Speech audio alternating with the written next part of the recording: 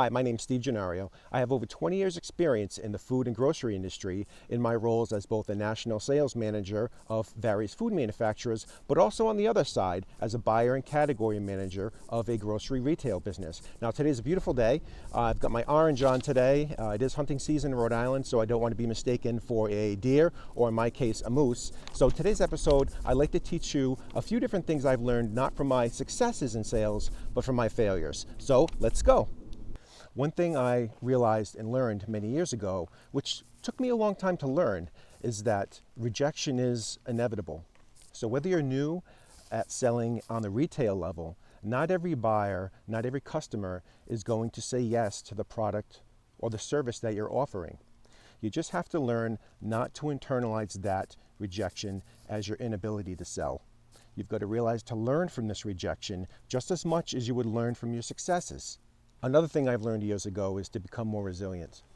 So resilience to me means not letting rejection derail you and ruin your day. Just reframe that and say to yourself, okay, I'll do better next time. I'll do my homework. Keep that big picture in mind so you don't get deflated and you don't get derailed. Another thing I've learned over the years is that your prospect, the person buying your goods and services and putting it on the shelf, has as much skin in the game as you do.